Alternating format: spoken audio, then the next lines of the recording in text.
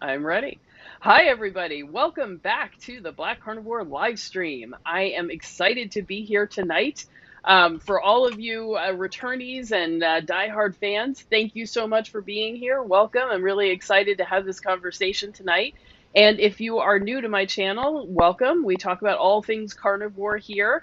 And we have a really exciting guest tonight. We have Dr. Tony Hampton, who is a longtime friend of the carnivore community, and he wrote a book called Fix Your Diet, Fix Your Diabetes. So he is an expert on all things to do with metabolism, diabetes, and and general health.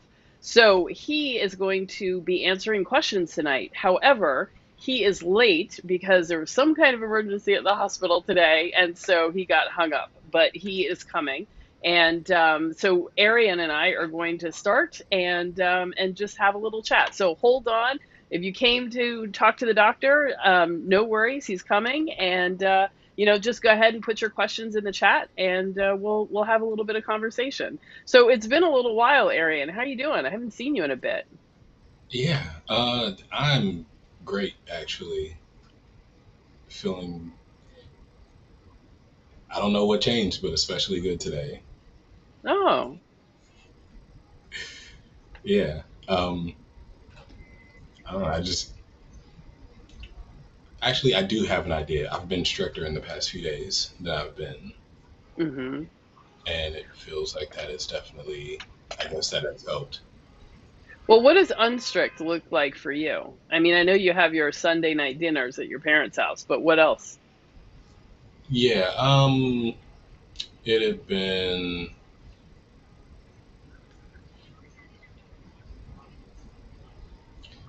more like of that Sunday stuff sliding into the rest of the week, Mm, and so yeah, too much of that, and then too many things that were like adjacent but not really.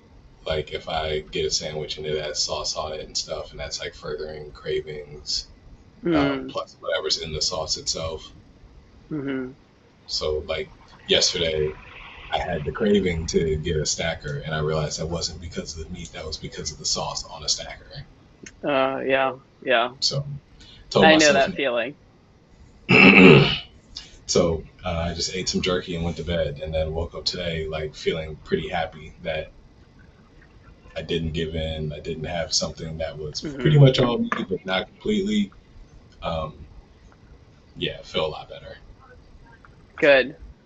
How long does it take to go away, you think, the cravings for you? Good question. I'll let you know when I get there. I'm guessing it'll be probably, yeah, because I'm not totally there yet. Like today feels better, but I do still kind of have the urge. But I'm guessing it'll be gone. It's been a few days so far, maybe like four. Okay. All right. Good to know. Good to know. So hey folks, hey Ella, welcome. Suelen, I think I said that right. Welcome. Good to see you here. So go ahead and put your questions in the chat, so that we are ready to ask Dr. Hampton when he gets here.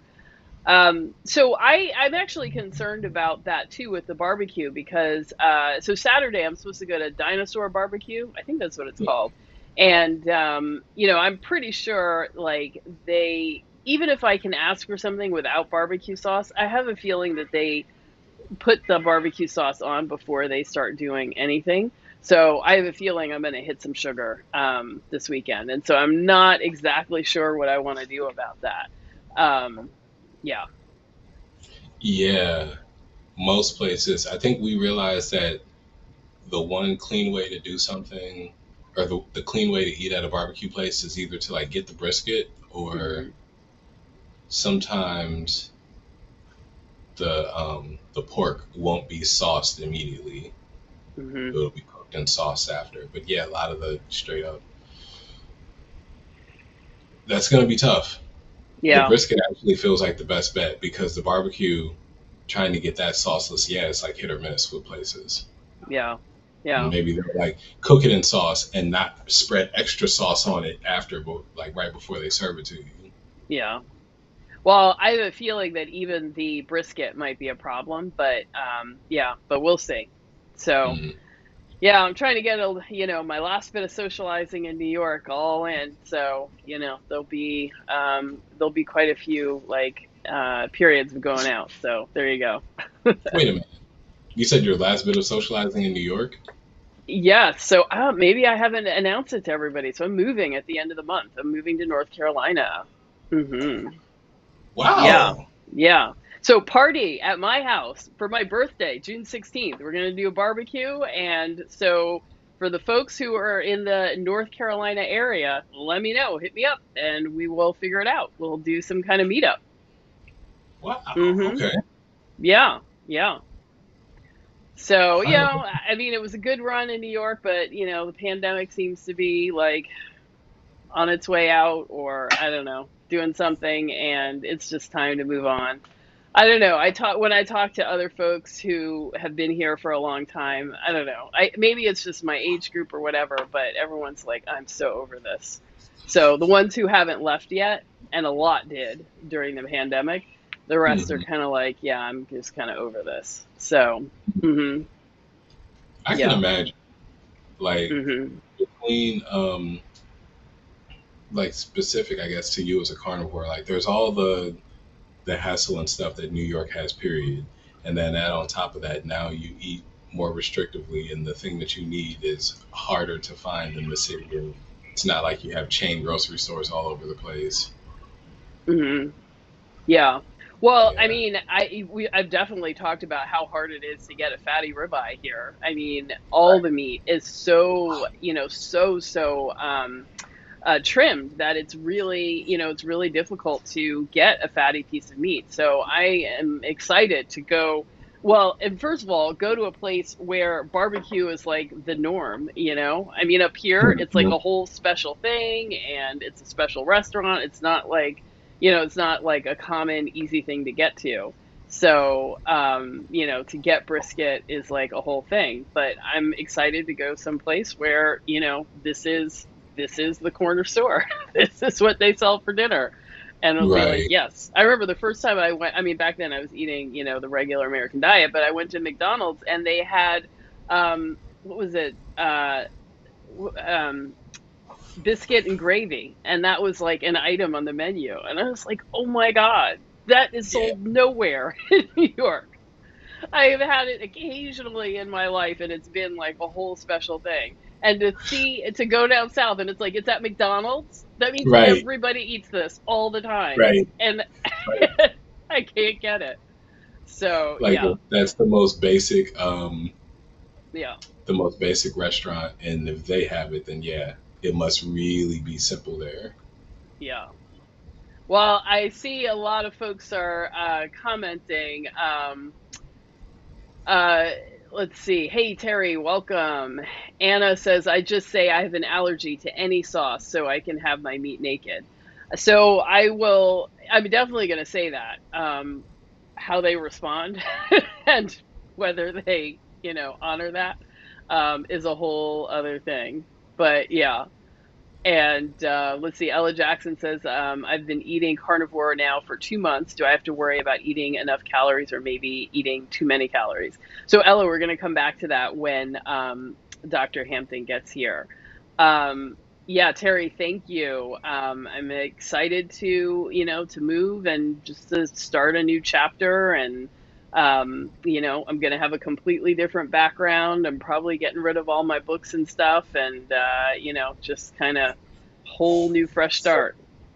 I didn't want to ask about it on the show, but I definitely was wondering. Like, that's a ton of books. Are all Yeah. those coming with her? No, and I have 5 other bookshelves besides those two you can see. Yeah, that are that size.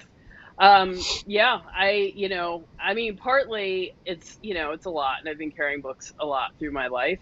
Um, but also now that I'm older and I need reading glasses, like it's just hard to read, and it's frankly more comfortable for me to read on a Kindle. Mm. So yeah, I don't really read the paper books anymore either. So I don't know. So Yeah, I try to. mhm.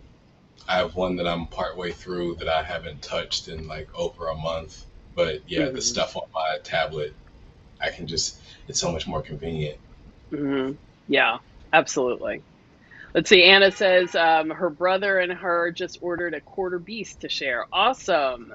Amazing. A quarter Um, beast. yeah, I don't know which one, but I'm sure it's good. Yeah. And mommy does keto. Yeah, McDonald's in Europe sells Fiora. Yeah, it's fun to go to McDonald's in other countries and see like the little, the little things that they make different in different places. Yeah. Yeah, I've heard Hmm. Japanese McDonald's is really good. Really Yeah, interesting. I can't remember what was different about it, but there's definitely different things on the menu. Uh-huh. Yeah. Teriyaki, some sushi. I don't know. Probably. I don't know. I feel kind of weird about that. Um, yeah. Okay. So it sounds like you're getting yourself back on track. So, I think, and it's interesting that you feel like it's been more of a struggle this time than your usual Sunday meals. I mean, do you feel like you had a little bit more sugar and that was really what it was, or was it something Oh, else? no, I know kind of, I'm pretty certain that it was just life stress causing me to eat more of that stuff. I guess Mm-hmm. for like or something. Like the past few months have been very, very busy for me. So there was more of eating out or eating with other people where we're asking, well, what are we gonna order? Mm-hmm. And no one no one orders, and I don't feel like always ordering from a place where I can get something that's truly just me. Mm-hmm. And Yeah. depending on how it is, those places aren't open. So yeah, it was my life changing in a way temporarily where it wasn't as convenient and it was easier to slide into eating crap. Mm-hmm. Well, I don't know if it's because we're going into summer, but I get a lot of those questions. I've been getting a lot of those questions lately about like how to socialize, how do you deal with friends, is it weird to date and eat carnivore and all of those things. So, I mean, so for those of you watching, for those of us who've been doing this a while, it can get a little bit tough, and you just do the best you can, and get off the sugar as quickly as possible. Yeah. And that's where I think if I were to go through that period again, what I would do is if I did, like, there probably, I would not be perfect that whole time. It's Hmm. not likely. But what I would have needed to do would be okay, so that was that thing. Now I'm back on it and really make a concerted effort to get back on it because like, once you're back on, those cravings do go away pretty quickly. At least they do for Hmm. me. Hmm. Yeah. But if you don't make that effort and you kind of just let it happen, like you did eat that thing, so then you're going to eat another thing, or yeah, if you don't go back to being strict and like it feels like Hmm. detoxing it out of your system, but not in any real intentional way. Yeah. I agree. I mean, I think it is really like detoxing out of your system. So I don't know. So I'm real interested to see what happens this weekend with this barbecue spot. But I guess I'll just do my best and hope for the best. And yeah, and soon enough, I will be socializing down south, and we'll see how that goes. I feel like that's going to be so much easier Sorry, I gotta put my fan because, up. like It you is said, so hot. like that is Yeah, a home of barbecue. Some people are going to be hurt that you want stuff without sauce. They're going to bring you to a restaurant, or the restaurant, the server is going to say like, "Well, but everything's sauce, or our sauce is so good." yeah, I understand that. I don't want it though. yeah. Well, I'm hopeful that they'll just go, okay, you're a weird person from up north. Okay. Maybe that's how you explain it. I'm from New York. I don't want any sauce. Yeah, yeah. So, And how are you doing with your salt? Because we had talked before about you wanting more salt. And then I don't know if you watched the live stream from last week, and everybody here, I hope you had a chance to catch Santina, who came on to tell an update to her story. But it's interesting. She got more strict over the years and now is doing no salt or really, really low salt and is thriving even more that way. So, I mean, I do really want to try. I feel like I really do want to just try it. But then every mealtime, it's kind of like, well, next time. I don't know. I definitely could not cold turkey salt. Um, Hmm. I would hate eating, basically. I think, yeah, I couldn't. I'd have to very, very gradually lower the salt intake. So right now, I am feeling like the way for me to get my salt is through eating. I can't really do it any other way. Like even a light amount of salt and water seems to have bothered me this week. So I just completely let that go, and I've just been drinking plain water and salting my food. Hmm. And it's felt pretty okay. I did get my blood pressure taken last week. I was at the doctor's office, and it was slightly on the high side. It was like 129 over 81. So it was like Hmm. getting there where they start to worry. And I'm wondering, like, why is it so? It's not normally close to 130. So, I think that's really, so it got higher, and you feel that was because you were adding salt to your water. no, no. I don't think that's salt. I think that's just eating. Oh, because you had more of the sugar Yeah, and everything. right. Interesting. She did. Interesting. She did mention her blood pressure. That's what's got me. That's what got me thinking about that. Like, yeah, I've been salting my food like normal, but also I haven't been eating Uh-huh. as strict carnivore as I should. Uh-huh. Okay, Terry says, I had a social weekend last weekend. Let's say some peanut butter whiskey was involved. Blew my diet for a couple of days, but now back onto it. Started itching because of the sugar. I mean, peanut butter whiskey? Like, wow. I had no idea that was like a flavor. Oh, I just I just recently heard of it. wow. Maybe a little bit ago. Yeah, they do a thing where they mix that with either it's mixed or you have a shot of that and a shot of like a grape flavored Oh, drink too. oh It my God. it sounds Oh, gross. It tastes like peanut butter and jelly sandwich.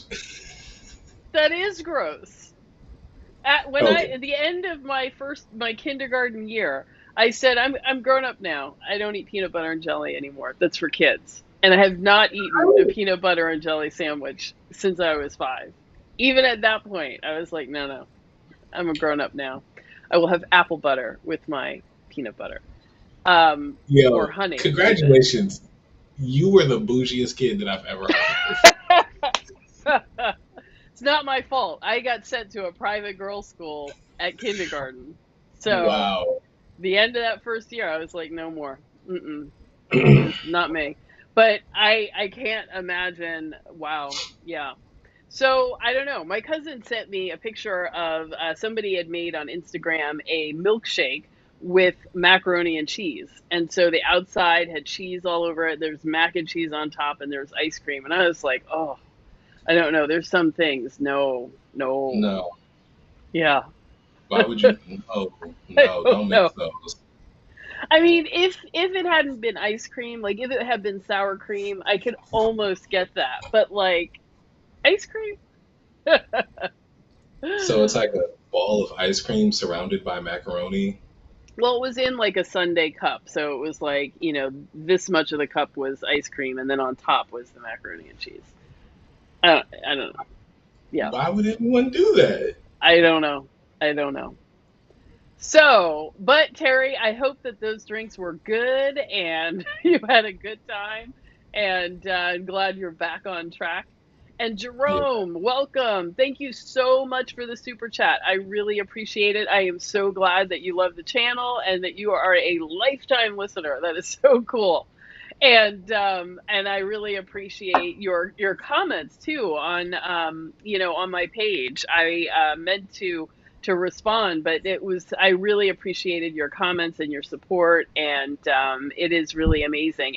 And the super chat is super helpful because I really want to continue to create this kind of space where we're getting the information we need, we're getting the support that we need, and we're creating a space that is supporting our community and making sure that everybody who needs this information has access to it.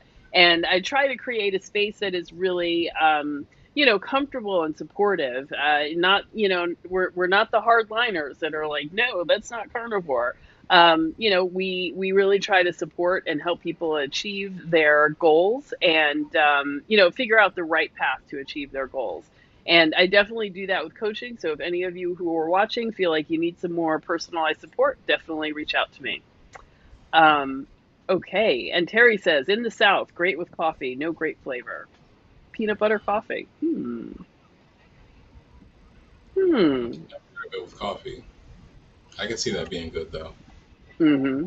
Well, Terry, I guess, is like me. She also doesn't like peanut butter and jelly sandwiches. Okay. And peanut butter, Anna says peanut butter is my nemesis. Delisa used to do peanut butter and chocolate vodka. What? Yeah, like a Reese's peanut butter cup. Mm.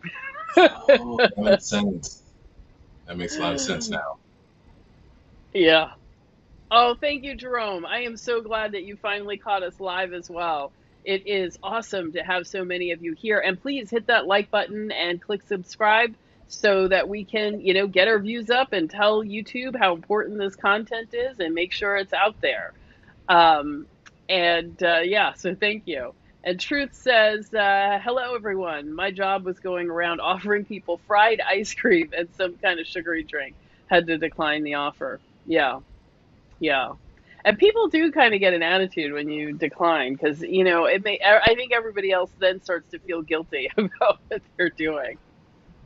They feel guilty, Yeah. and at my old job, when they would like, it felt like we were having a celebration for somebody probably every couple weeks or so, and there's always like, we bought a huge cake. There's only 20 of us though, and they're passing the cake around, and like half of us don't want cake, and as the piece of cake goes further and further and it's being passed, I feel like the person hosting it is realizing like they're not going to eat all this cake. Now I have to figure Hmm. out what to do with it.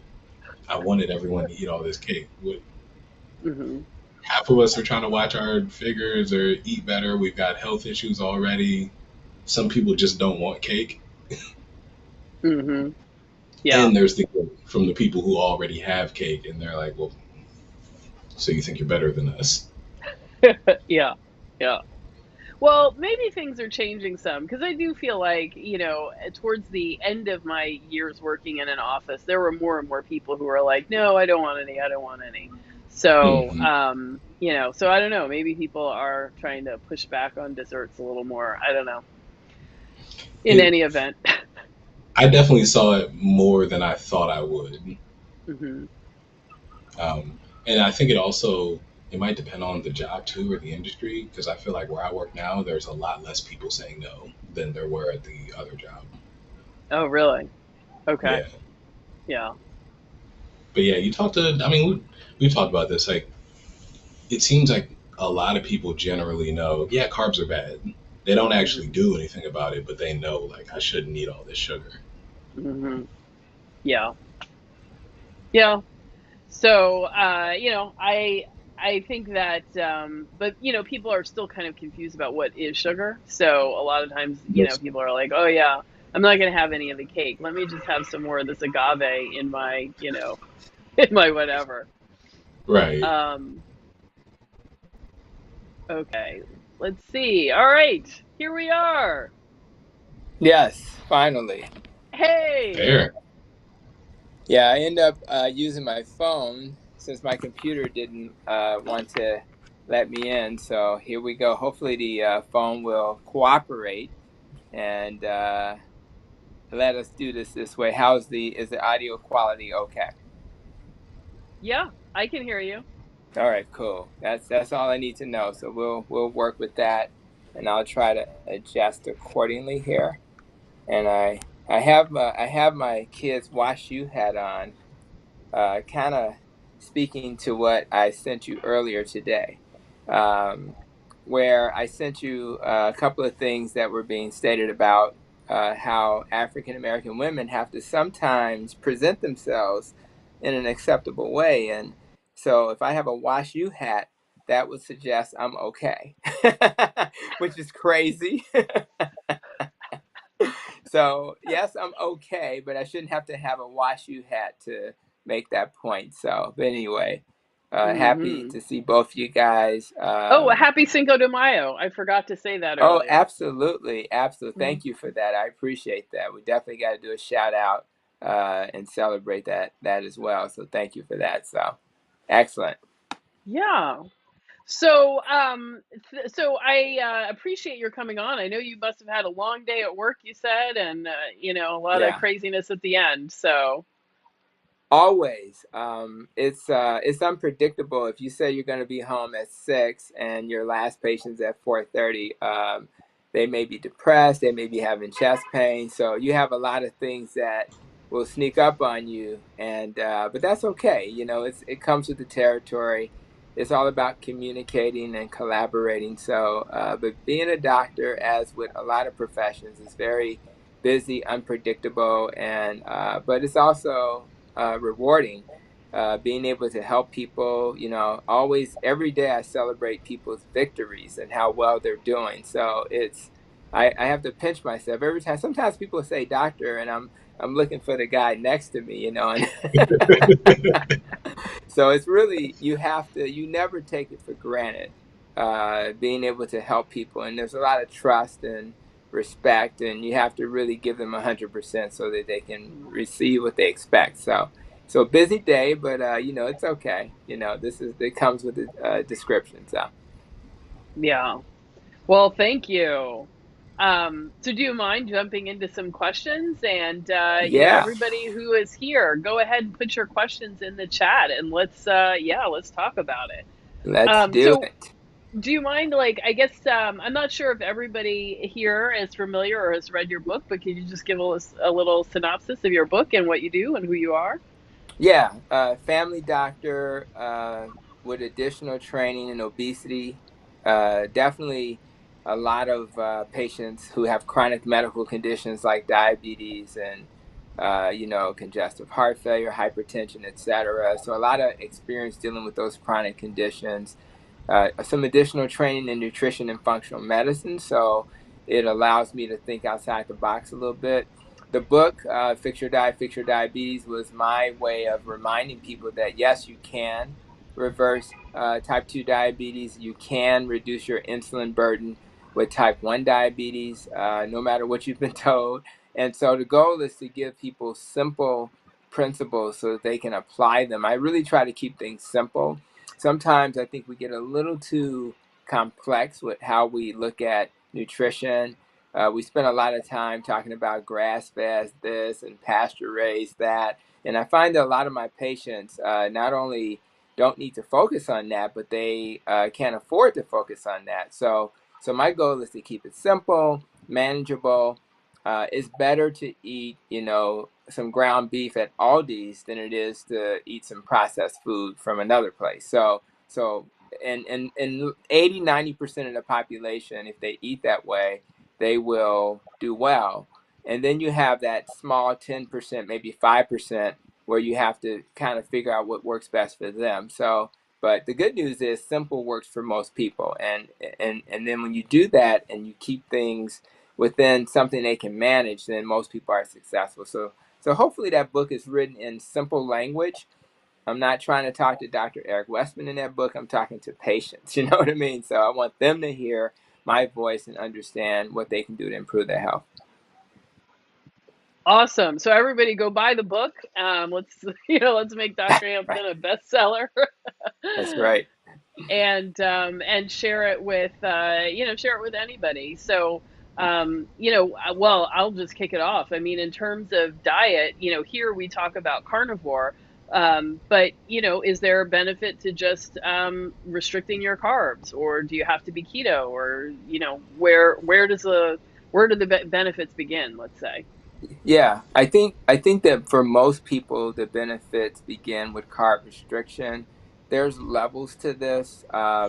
Some people, when I think about carnivore, I think about a very appropriate human diet because you only have essential amino acids and essential fatty acids, and you're going to get that from your animal foods.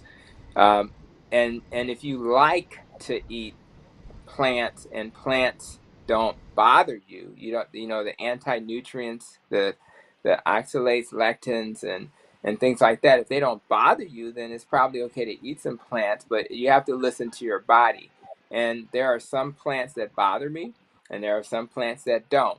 I tend to be kind of mostly animal based with some plants. If I eat one vegetable a day, I'm fine, and I avoid the things that bother me. When it comes to keto, I think keto is really more about those who have to be in ketosis for some type of medical condition. So let's just say you have, epilepsy, some neurological condition you're concerned about, like dementia, MS, things like that. There may be a need, and maybe even bipolar and severe depression, schizophrenia, people who are using this dietary approach to treat those more neurological conditions, they may need to be in ketosis and monitor. Most people that I see don't. Most people I see have chronic medical conditions. They have diabetes, hypertension, things like that. They have maybe a risk for dementia in their family. They have a risk for cancer, and so those are the types of folk who may want to just do a low carb diet, because at that point you really don't have to be in ketosis. The good news is most people who I take care of who are doing low carb, they spend a certain percentage of their time in ketosis, but most of them don't know it because I don't really focus on that. I focus on reduce your carbs to a certain level. On average, if you go to 20 carbs, 20 grams a day, you're probably going to be successful nearly 100% of the time in terms of, being in ketosis, etc. However, if you're in the 50 range, it depends on your metabolic profile, how you're doing personally. I find that maybe 50 to 60% of those people are going to be in ketosis, but it doesn't matter because the metabolic benefits of just having carb reduction are great enough to reverse those chronic medical conditions like diabetes, hypertension over time, and reduce your risk for cancer and dementia. So really, for the average person who's watching this, they just need to do carb restriction, and if they do that, they'll probably get metabolic benefits. And again, metabolic health is the key to most chronic medical conditions. So if we can just focus on that, we're not likely to die prematurely because we are not metabolically healthy. Awesome. Thank you for that. And I just want to shout out Steve, the global traveler. Thank you so much for your super chat. Thank you. So it really helps me a lot to be able to keep, providing this kind of content for you. And he says, "Greetings from Korea. Look forward to reading the doctor's good book." So thanks as always. All Nice. right, Korea, that's what I'm talking about. Yeah, yeah, we're all over the world. I I know. love it. Love it. Okay, so let's see. We have a question from Ella Jackson. I've been eating carnivore for 2 months now. Do I have to worry about not eating enough calories if I'm eating until satisfied? Yeah, the short answer to that question for me is you don't have to worry. I don't recall what it was like to live back in the good old days of the hunters and gatherers, but I doubt they were counting calories. They absolutely did exactly that. They ate until they were full, and your body's a lot smarter than us. It's rare that we need to actually measure calories. In fact, it's probably not as important anyway compared to the macronutrient carb because, 500 calories of a highly processed food is going to be a completely different metabolic impact on your body than 500 calories of a steak, you know. So I think to focus on that is not smart.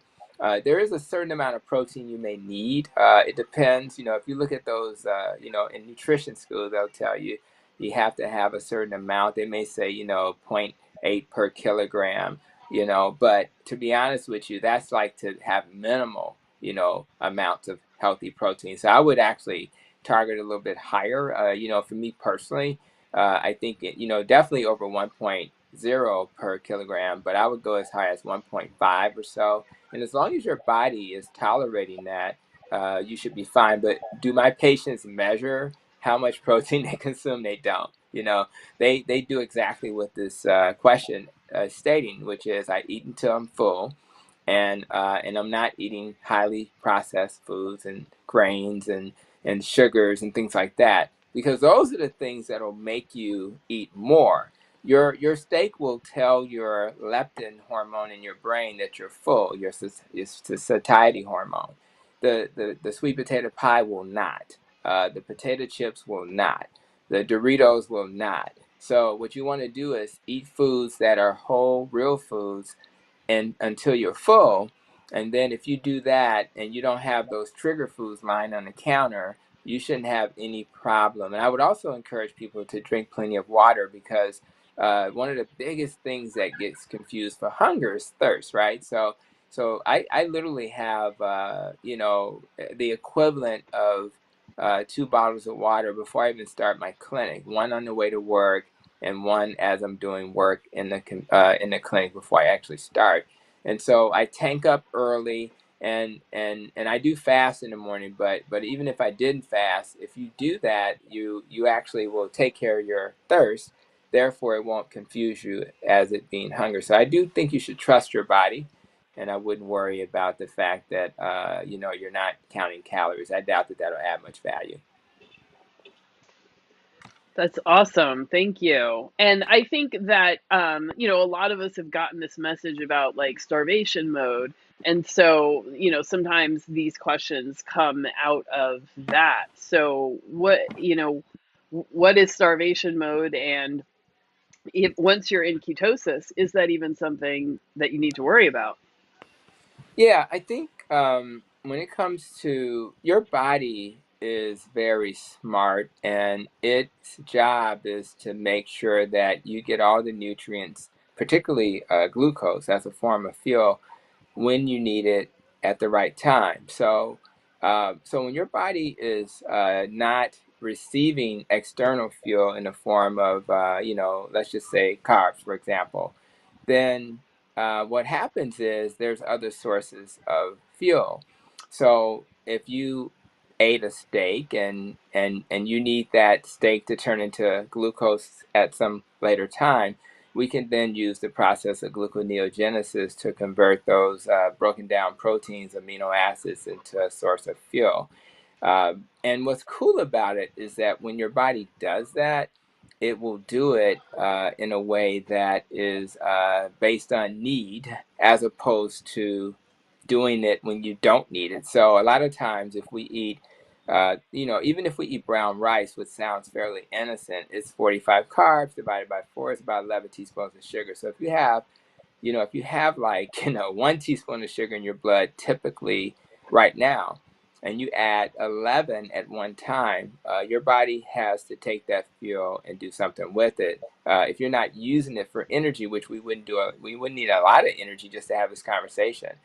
Some would be stored as glycogen in your muscle and your liver, and then some is going to get converted into fat. So what you don't want to do is be in a situation where you're giving your body all of this excessive fuel that you don't need. Instead, you train your body to use the uh, fuel of starvation, and a lot of that is the stored fat in your body. Your body's very smart.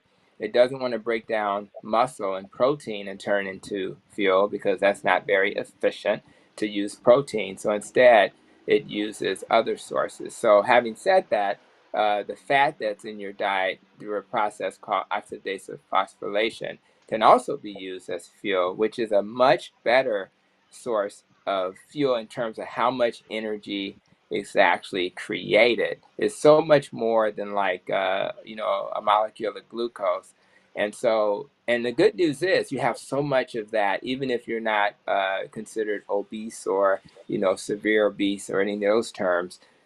All of us have a little belly fat, so we all have this fuel of starvation just sitting there, and we're not polar bears. We're not kind of waiting to hibernate. So the problem with the idea of having all this excessive fat that we're not ever burning is that it's going to continue to build, and you keep like overstuffing fat cells that really don't want to be overstuffed. And the current so we're really designed to have times when we don't eat, and then when we do that, we use that stored fuel. And if you're really efficient, you won't have excessive amounts of stored fuel, because too much fat on your body can then cause inflammation and increase your risk for chronic medical conditions. So there's kind of a balance. It's just like that old person in your life that you don't want them to be too thin that they become fragile when they get sick. But so there's a little bit of a balance, but for the most part, a little fat on your body that's not excessive is not going to hurt you, and then you want to train your body to use it.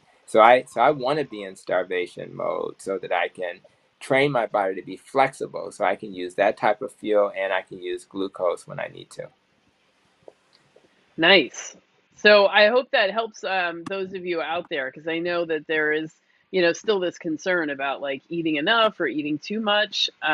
So yeah. And then, Yeah, go ahead. yeah, well, I was going to go on to the next question. So Suelen says, is it normal to feel a little nauseous after eating a lot of fat? How can I tell if I'm in ketosis? Yeah, well, yeah, if you are not used to eating fat, it's almost like if your body has not become keto adaptive, fat adaptive, then yeah, even people who are, there's a certain amount of fat that's not gonna make you a happy camper, right? So I think in general, of course, you can get a little nauseated. So I think for anybody, so the first principle is for most people, adding fat is not something you should be doing. Like my handout says low carb, high fat, and I really should just cross out the high fat part, because what I'm finding is that your body will figure out how much fat you need, and you don't have to like spend all of this extra time adding fat to your diet. It's just, for the most part, not necessary. Now, having said that, I did mention earlier that some people who are, trying to, not have a seizure, for example, those people need to be closely monitored, and those people will need to probably monitor their ketones. Most people listening to this do not have to do that. Now, like 99% of my patients do not buy anything to measure their ketones. That's just the kind of practice I have. However, there may be others in this field, like Dr. Georgia Ede, for example, who does behavioral health.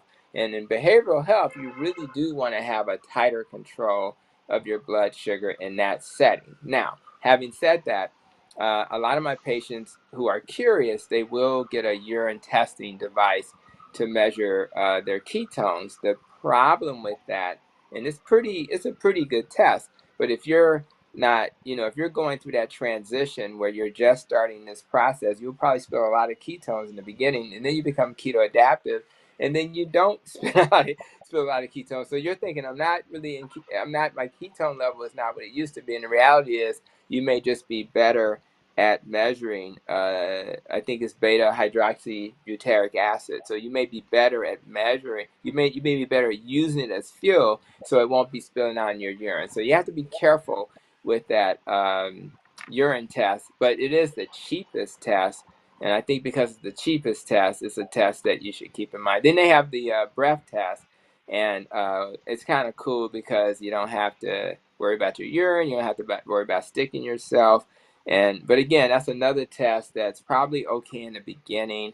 But again, I'm not sure that I would use that as a long-term strategy. But if I'm really concerned about it, and I'm a person that's like, again, worried about staying in ketosis for my own safety when it comes to seizures, you'd probably be looking at using maybe a blood test. And the blood test is definitely probably going to be the most reliable test. that you have on the market, and it's a little expensive. But I think the main thing is that, if you're not trying to worry about those kind of conditions, because if you're doing that, you're going to have a clinician who's going to be supporting and helping your team. You're not going to be doing that on your own.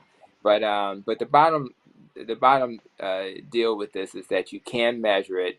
But again, for most people listening, I would not worry about it. I think that's kind of a cool thing to know. But for most, if you're just diabetic or hypertensive, it's probably excessive. Hmm. Well, for those people who aren't doing that testing, like, what does ketosis feel like? It feels good. How about that?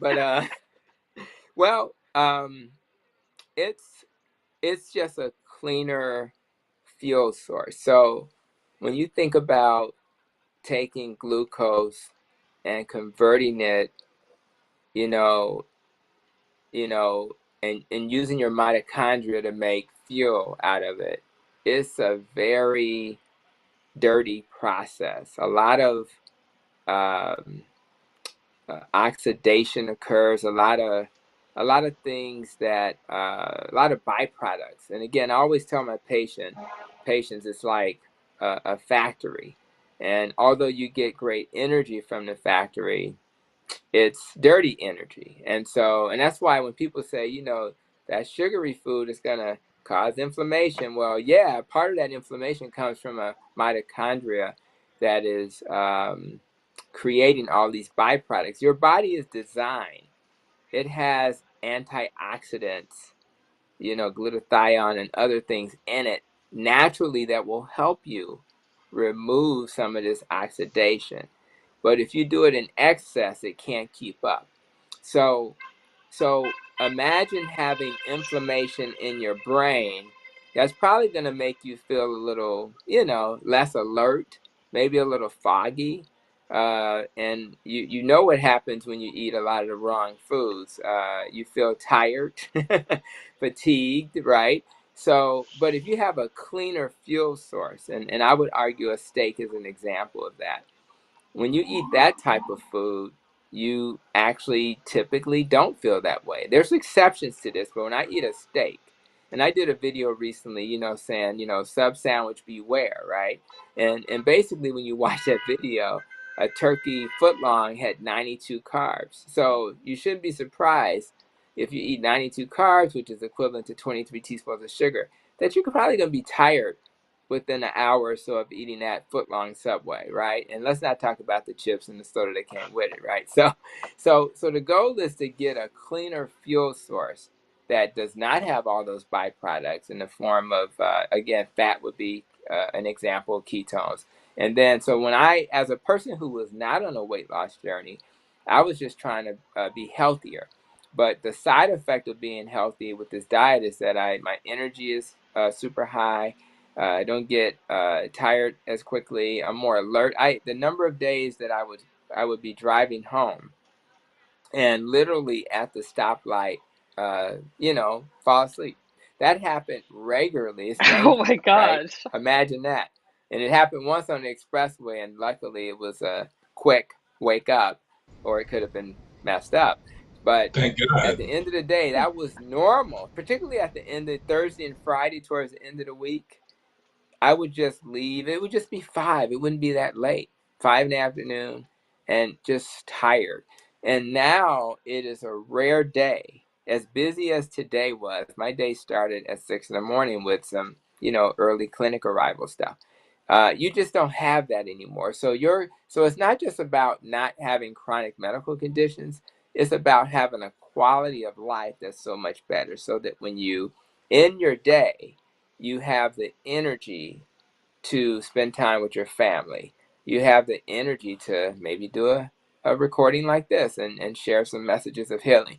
So there is no way you want to go back to the previous life. And just like with anything, you don't always know how tired you are. You don't always know how you're not very alert. You don't really know how you're kind of not that happy go lucky person. Instead, you're kind of short with people because you're tired. And what happens is you change to a eating pattern where you don't feel any of that. So for those who haven't experienced that, they have a beautiful treat that's gonna be presented in their lives. And everybody around you benefits, everybody, because we impact our environment. So we want to bring some energy and optimism into the rooms instead of complaining about how tired we are every day. I love that explanation. And one of the clients that I've worked with, I love the story she told me that, initially her kids and family was like, "Oh no, what about pizza night on Friday nights and, when we play games and all of that." And then after, her getting on it, and then, having a cheat later on, her family's like, "You know what? We like you better on the Right. carnivore diet. So we're done. No more no more treat night, pizza night. We can skip all that. We much prefer the other mom." So yeah. So your Everybody, if you think family. about previous guests that we've had on either of our podcasts, it could be Michelle Hearn, who wrote The Dietitian's Dilemma. It could be Dr. Ken Berry. Almost all of them say the same thing, that they're easier to be around now that they are having this dietary pattern. That is a huge gift to our families. And nobody wants to be mean, but when you're not feeling 100%, it just kind of comes out that way. So I really love the fact that that unintended consequence, that unintended side effect, is something that both all of us can enjoy, and we're just happier people. Hmm. Okay, so the next question is from Terry, who asks about oxalates and its effects on the body. Yeah, you have these phytates, oxalates, and things like that, and it's really important that we understand that when you consume plants, right, they are really very interested in protecting themselves um, from you, essentially, right? So ultimately, uh, they cause irritation to your body in a way that can be helpful, maybe. So you hear about that term, uh, hormesis, right? And with hormesis, it's really a way to say, well, when these substances are introduced into your body, they challenge you. So if I were to go to the gym and lift weights, I would challenge my muscle. And my muscle would respond by saying, you know what, if you let me heal, recover, and grow, I'll be stronger the next time I'm exposed to that stimulus. And maybe I can even lift more. Well, when you're exposed to these nutrients, these things that plants use, should I say, that protect them from you, it could potentially make your immune system stronger. However, for many of us, it's irritating, and increases your risk for things like leaky gut and things like that. So, and when you have a leaky gut, now you're dealing with, now I'm going to let nutrients into my body that I shouldn't. Like, for example, proteins of a certain size come on in, but then if they're too big, they can cause some problems, some irritation, and or your body can think of it as your own protein, and you can develop autoimmune diseases. So I don't think there's a perfect way to know for each individual how much exposure to these substances and plants are going to be harmful. At the end of the day, I go by what I feel. And if I feel too much irritation, I don't eat that plant substance for the most part. So that's kind of how I talk to patients about these things. I tell them, listen, if your body can tolerate these things and you don't, and you feel fine, go ahead and consume them. But for many people, they think that having a little gas is just, they just come, it's par for the course. And I'm saying that may be your body's way of saying it doesn't like something. They may think, oh, I like eating these plant sources because it keeps me regular, but their version of regular is too regular, if you know what I'm saying. It's almost, so I think your body may be, sorry to be dramatic, your body may be trying to tell you something. And what I do is, when I eat food, you should feel good after you eat your food. And so I just think that if you're not feeling good, then maybe that's not the best food source for you. So that's a very broad stroke, but that's how we kind of approach those types of substances like oxalates and phytates. Hmm.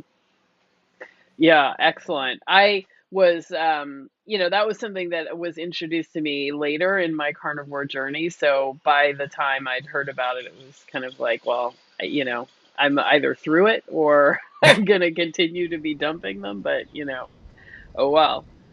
Okay, so Delisa asked, what tests would you recommend asking for at a doctor's visit in regard to evaluating metabolic health, and what are the numbers to pay attention to? Yeah, it's a pretty long list. I think I always tell people the number one. So this is more of a. I think you start with a coronary artery calcium score. The reason why I mention that is because heart disease is the number one killer. So you want to see if your organization will affordably offer that. Now, within Advocate Aurora Healthcare in Illinois, Wisconsin, where I'm at, is a $49 test. So I would start there, because if you have a zero score, you probably shouldn't be taking a statin. I don't care if you got diabetes or not. In fact, one of the things we talked about when we celebrated the American Heart Association, uh, saying that low carb and very low carb are okay, they also had statements related to what's the best test to predict the number one killer.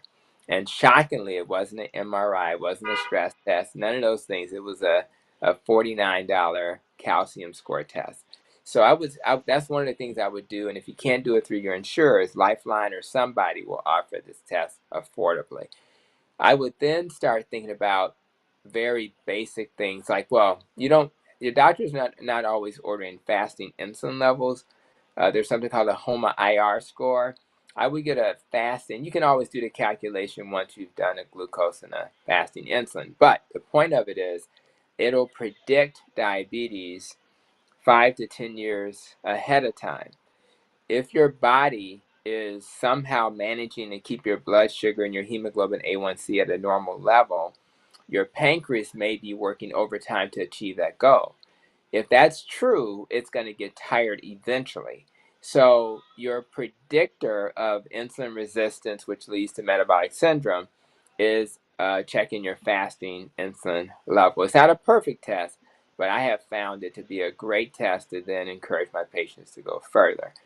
So those are the first two, a calcium score test and a insulin fasting level.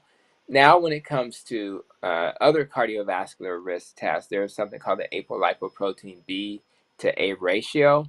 That test is more predictive than an LDL or cholesterol test will ever be.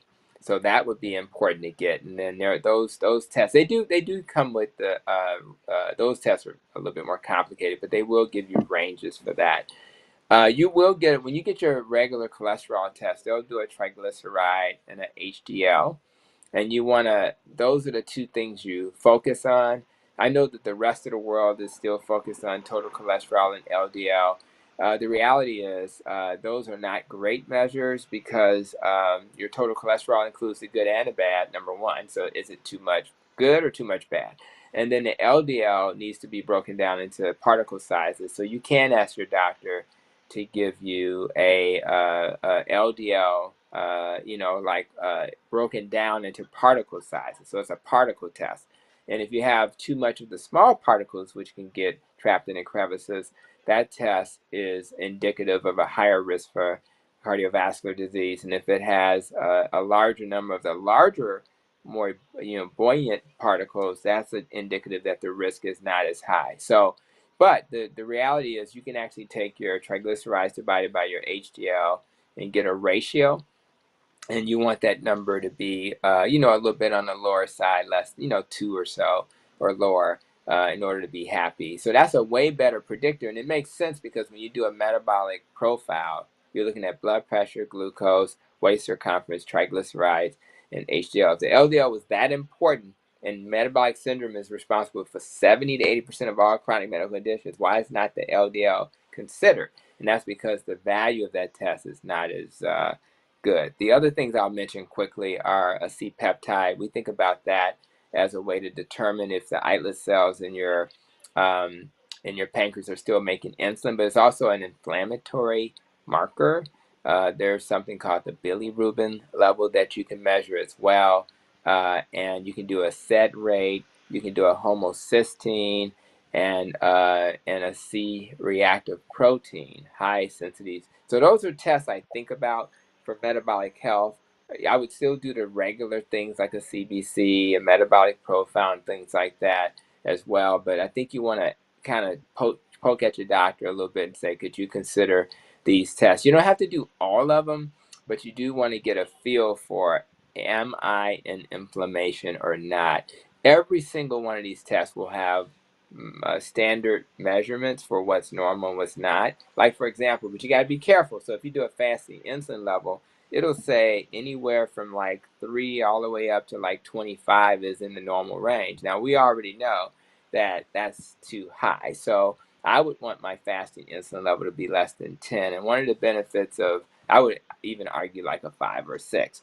But one of the benefits of functional medicine in my training with that is that they always have narrow ranges for their tests. So they always have their own separate set of ranges that are a little bit tighter and a little bit stringent, because they realize that insulin level that's 20 is still a problem, because that means your pancreas is working too hard. So that's what I would start with. Awesome. Wow, that is a lot of tests. I don't know that I've had any of those things done. But now I know Well, what to and ask one more for. thing, the cost, right? So in the community I serve, I can't order all those tests, because Mm. you order apolipoprotein B, and the insurer may say that's experimental. So what do you do with that? So I have to be careful to not over order things, and that's why I kind of start with the high yield stuff. But I do think that an insulin level would be and that'll give you a whole lot of information, so you don't have to go crazy and break the bank. And is that test difficult to do? I mean, if you have already been in ketosis for a long time and then you drink this glucose, is it is your body going to have like a huge reaction that would obscure what the reality is?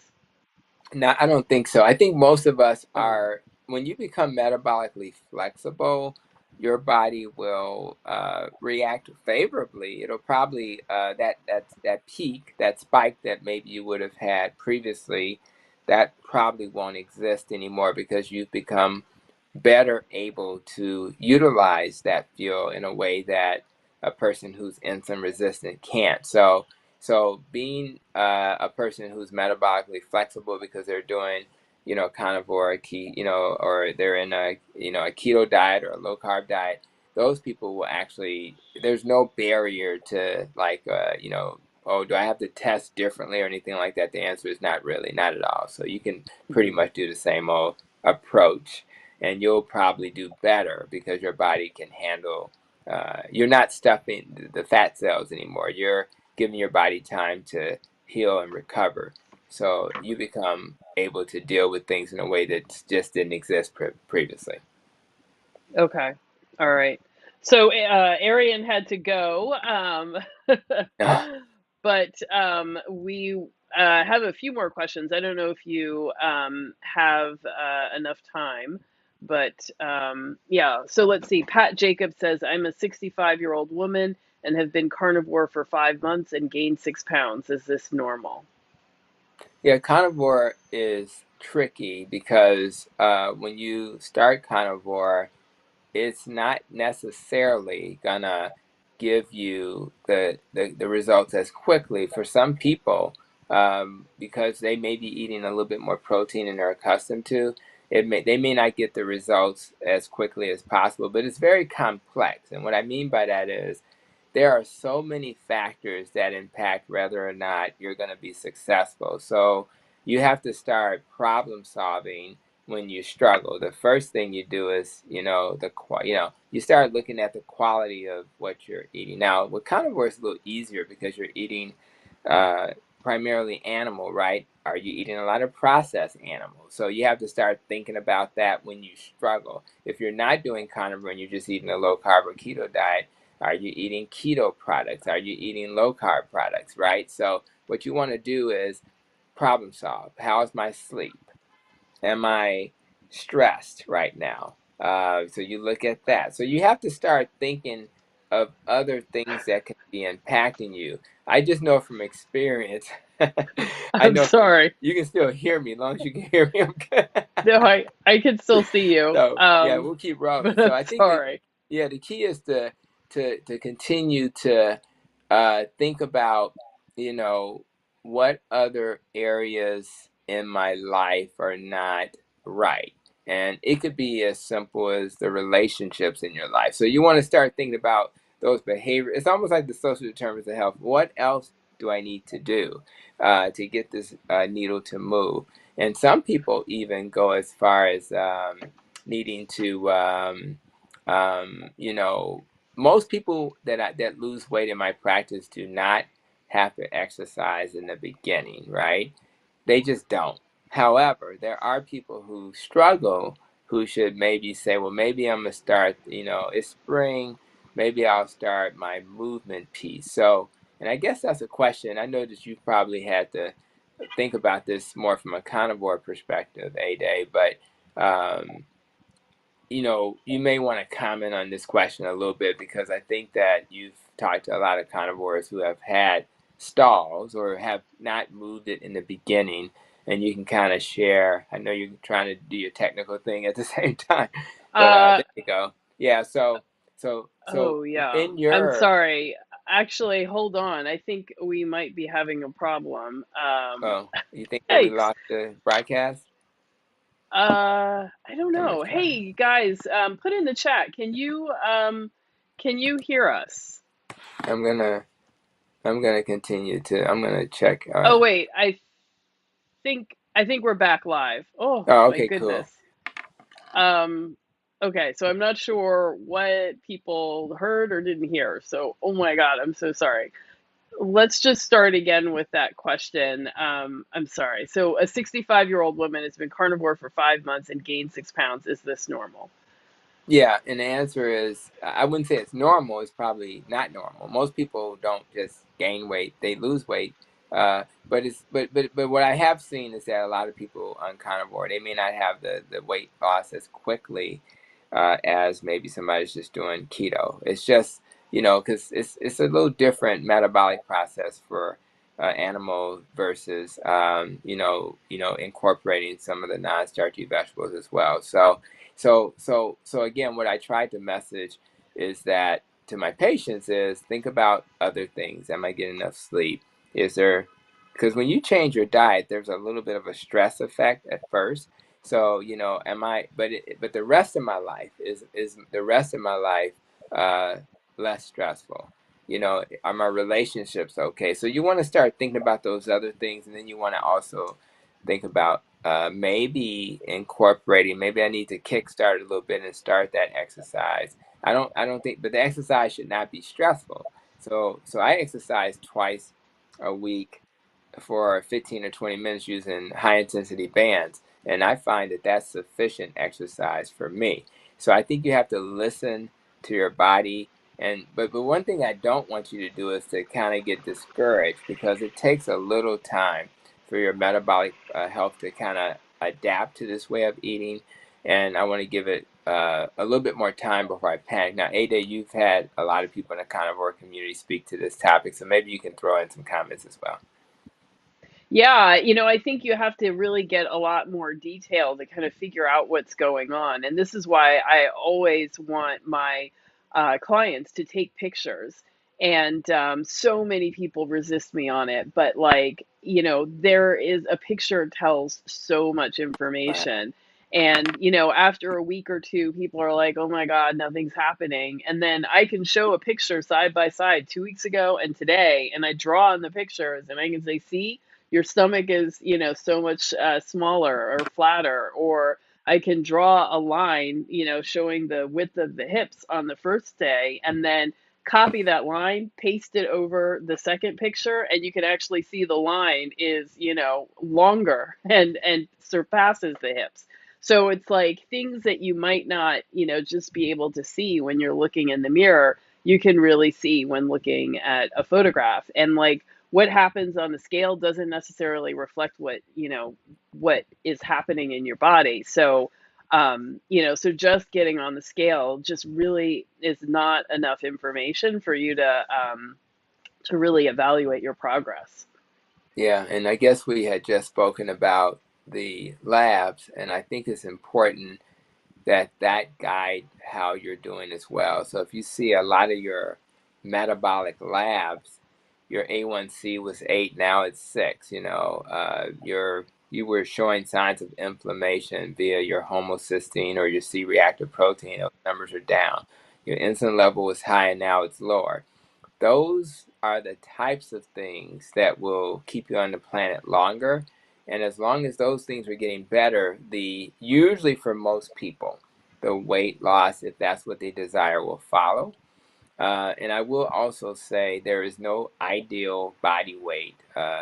It's important to have guideposts, but particularly, if your bones are, denser, or should I say, you know, bigger, then you may have a little bit more leeway. So you have to be careful not to let the traditional measurements that we use be your guideposts. But at the end of the day, if you're doing the behaviors that lead to success, and you're starting to, and then you're doing what A Day is saying, you're looking at other things to measure success, then you're going to do really well. So don't get too caught up in one specific thing, because that focus will probably uh, give you less confidence in what you're doing.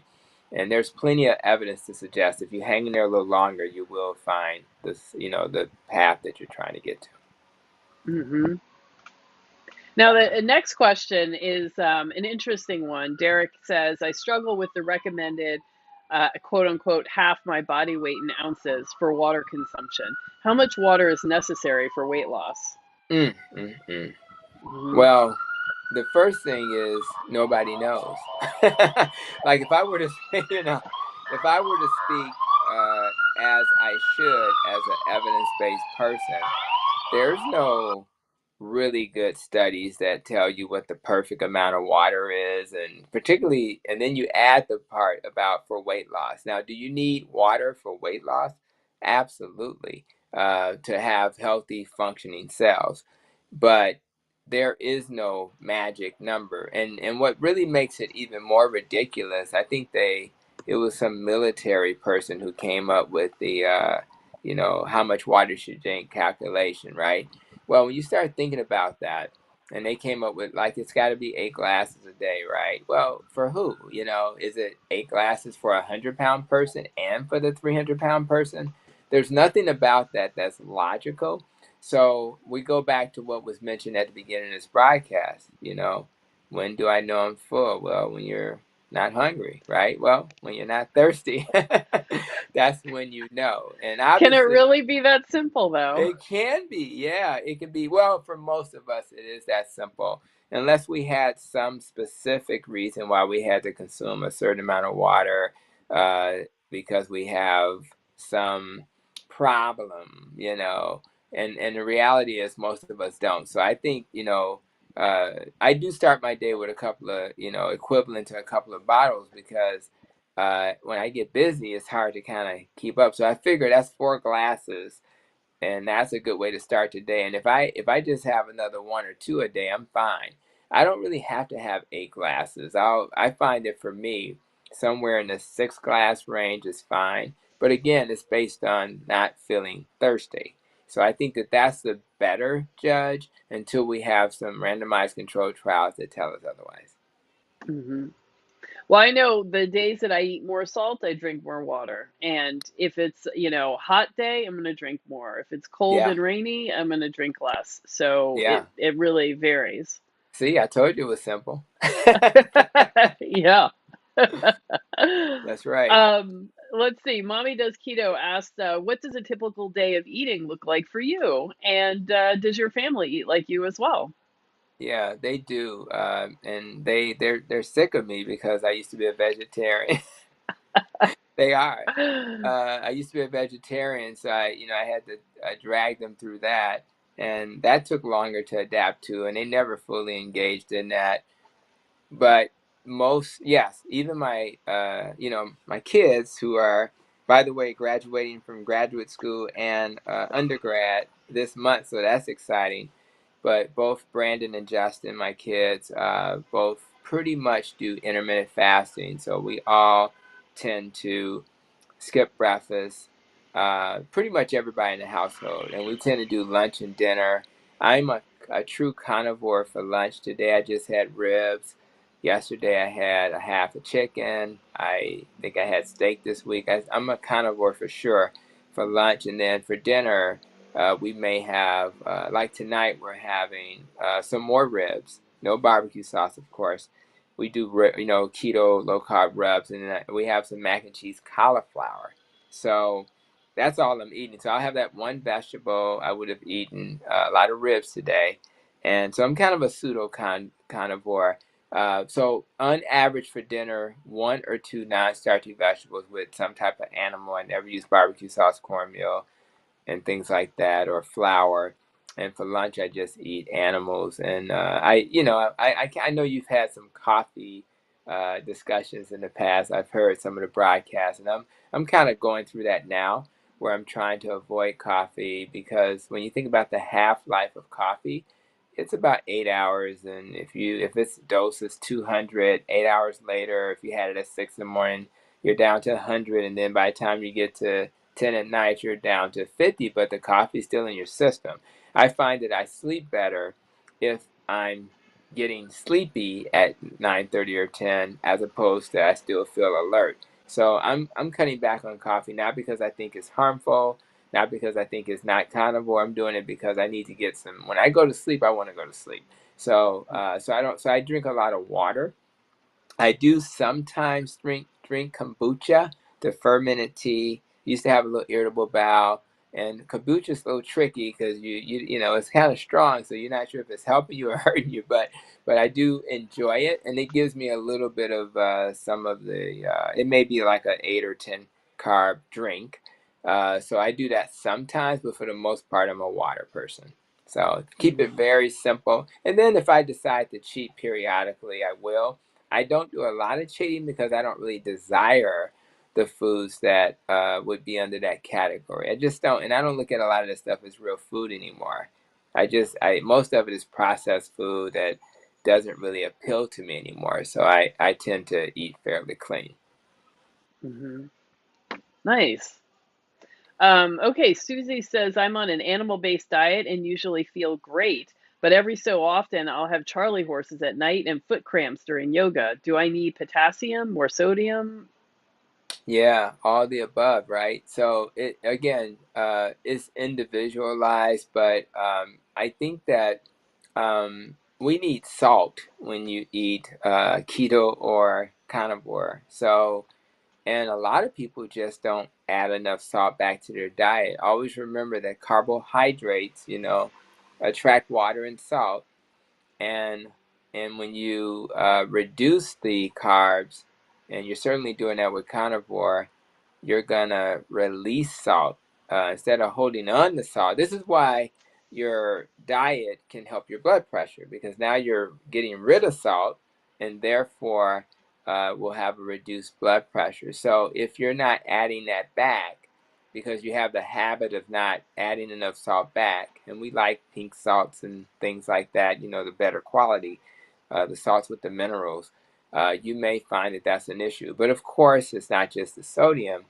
it's the magnesium and the potassium. So some people, when they struggle, they will have something available like Keto Chow's electrolyte drops, for example.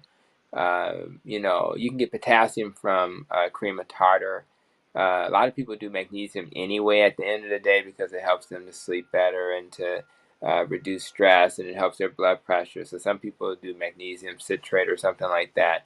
But and then some people, when they're cramping, they'll do old school stuff like a little mustard, a little pickle juice. I grew up in the neighborhood, so it's a whole lot of pickles. People walking around with pickles back in the day, and I didn't know they knew. I didn't know they knew these things back then. But yeah. So in a moment of a cramp, you want to have those things available. But as a general rule, it's probably a salt deficiency more than anything. But I love magnesium and potassium, so I think keeping something available like Keto Chow, that's just a company. It doesn't have to be that, but it's just an easy way to get a few drops in your water to replace those things. So I think that'll probably fix the problem. We need more Hmm. salt, which is the opposite of what the doctors are telling you. Yeah, absolutely. And what do you think about magnesium spray? Because I find I don't like to take so many pills and powders, so having it to spray on my skin directly is also pretty cool. Yeah, I like that. I tend to use the cream only because of the spray. It's kind of sticky. But Yeah. now, that right. But having said that, what's cool about the magnesium on the skin is that your body's very smart, and it tends to absorb what it needs and not what it doesn't need. And obviously, magnesium can make you go to the bathroom and do number two. So too much magnesium by mouth can be a problem. So it's probably safer, particularly when you're getting started, to consider a cream or a spray. And it is a no-brainer in my mind to add it that way. And obviously, if you spray it or rub it in an area where you have the cramps, that'll probably add it, even more value. So I'm definitely a fan of that. So I'm glad you brought that up. Hmm. Mhm. And then let's see, Paulette says, "How can I get an autographed copy of your book?" Wow. So And while you answer that, why don't you tell us where you're going to be this summer? What places can people go and see you speak? Yeah, that's a good point. So, great question. I'm still pondering how to answer that question. I will answer the second question faster. So I am gonna be at KetoCon, I think with yours truly, and I think I'll be talking about how to, how achieving ketosis and being a good keto dietary pattern eater is more than just about the diet. So I'll probably kind of go into those other aspects that are important. And I'll also be going to Low Carb USA. I think the first conference is in July, KetoCon. I think that's, the, I It's don't know the July dates. 8th through the 10th. Thank you. Yeah. And then later in August, Low Carb USA, I'll be speaking there, and I think that's towards the end of the month there. And looking forward to that. That'll be in San Diego, where the first conference is in Texas. So, and for that conference, I'll probably, I'm not sure if I have a topic yet, but it's probably going to be leaning more towards metabolic health related talking points, and just talking about why understanding and protecting your metabolic health is really foundational. In fact, I think our entire health system should shift towards that model. And I just had a conversation with our chief operating officer for our health system, and we talked about how important it is that we have a health system that is not just managing disease. And what he said, which was very impressive that he thought that way, he said, so you're not supposed to be managing disease, you need to be managing lifestyle. And I said, yes, we need to help people manage their lifestyle. And if we do that, then a lot of these chronic medical conditions will never, ever be part of their resume. So I'm really looking forward to that. And maybe we need to get the questioner to come to one of these conferences so I can sign the book. Maybe that's the answer. But yeah, so I'm not sure if there's another way to do it. But yeah, that's what I'll do. I'll say that for now. Okay, awesome. So I hope you guys wrote that down, and I'll put a link in the description to so the conferences where we'll be, and you can click on it and see about attending.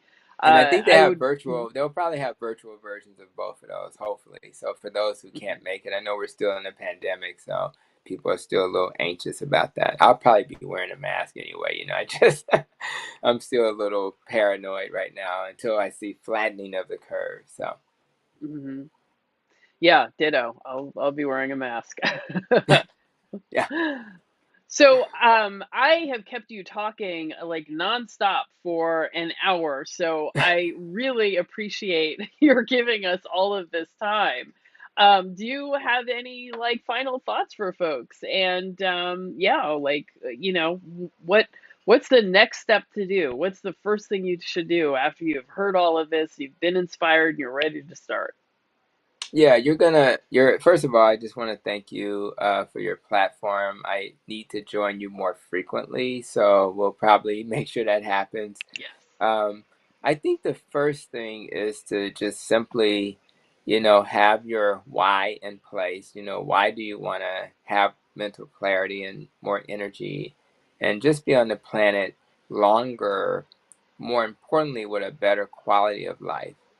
So really ask yourself what that question is, and then so number one, make sure you know why you're doing this. Let people know in your family that this is what you're going to do, and I need you guys to support me. Find that a person that can make you accountable to what you're trying to achieve. There's somebody in your life. It doesn't have to be family. It could be a friend that can make you accountable so that you can check in when you're struggling, or just have somebody to talk to who is on a similar journey. And then after that, if you're nervous about carnivore, uh, ease into it with low carb, then keto, then carnivore. Like, but do something, because there is no question that when you think about carb restriction, there is no randomized controlled trial that suggests that a low fat diet is better than a low carb diet. That for significant weight loss, there's zero. So you may hear messages that are saying the opposite of that.